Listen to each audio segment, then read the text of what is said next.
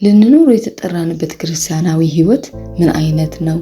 ሰላም፣ የእግዚአብሔር አብ ፍቅር፣ የኢየሱስ ክርስቶስ ጸጋ፣ የመንፈስ ቅዱስ ህብረት ከእናንተ ጋር ይሁን እያልኩ ዛሬ ካነበብኩት ላካፍላችሁ መጥቻለሁ። ይህ ቻናል አዲስ ቻናል ነው። ሰብስክራይብ፣ ሼር፣ ላይክ እያደረጋችሁ እንድታበረታቱኝ በጌታ ፍቅር ጠይቃለሁ።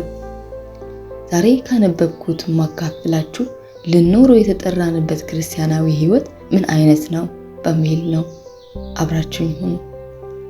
ልንኖር የተጠራንበት ክርስቲያናዊ ህይወት ራሱ ልጁ ኢየሱስ ክርስቶስ የኖረው ኑሮ ነው። ሁላችን ክርስቲያኖች ከእግዚአብሔር አብ ጥሪ እንዳለን እናውቃለን። ቃሉም ቅዱስ አጠራር እንዳለን ይነግረናል። ነገር ግን መንገዳችን፣ ምልልሳችን፣ ኑሯችን ከቃሉ ጋር ለየቅል ሆኖ ግራ ሊያጋባን ይችላል። ነገር ግን ሐዋርያው ቅዱስ ጳውሎስ ትክክለኛ የክርስትና ህይወት ብሎ በገላትያ 2:20 ሲያሳይ እኔ ከክርስቶስ ጋር ተሰቅያለሁ፣ እኔ አሁንም ሕያው ሆኜ አልኖርም።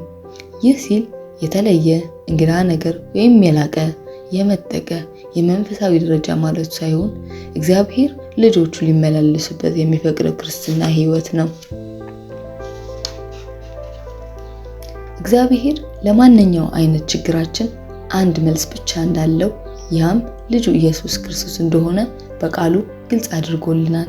እግዚአብሔር ሁሉ ጊዜ የሚሰራው በእኛ ፈንታ ልጁን በማስቀመጥ ነው እንጂ እኛን ኃይል በመስጠት እኛን በማበረታታት አይደለም። እኛን ይቅርታ እናገኝ ዘንድ የእግዚአብሔር ልጅ ኢየሱስ ክርስቶስ ሞተልን፣ አርነት እንወጣም ዘንድ እርሱ በእኛ ፈንታ የእኛን ህይወት ይኖራል። ስለዚህ ሁለት አይነት ትውልቶችን እናያለን። እነዚህም ኢየሱስ ክርስቶስ ኃጢአታችንን ያስተሰርይ ዘንድ በመስቀል ስለኛ ምትክ መሆኑ፣ በህይወትም ድል እናገኝ ዘንድ በእኛ በመኖር ምትክ መሆኑ። እግዚአብሔር ጥያቄያችንን የሚመልሰው በአንድ መንገድ ብቻ ነው። ያም ወደ ልጁ ወደ ኢየሱስ ክርስቶስ በመመልከት ነው። ስለዚህ ወንድሞቼ እኛን በህይወታችን ድል ለማግኘት በህይወታችን ክርስቶስ ኢየሱስ በመወከል በድል መኖር ወይም እንደተጻፈልን መኖር እንችላለን።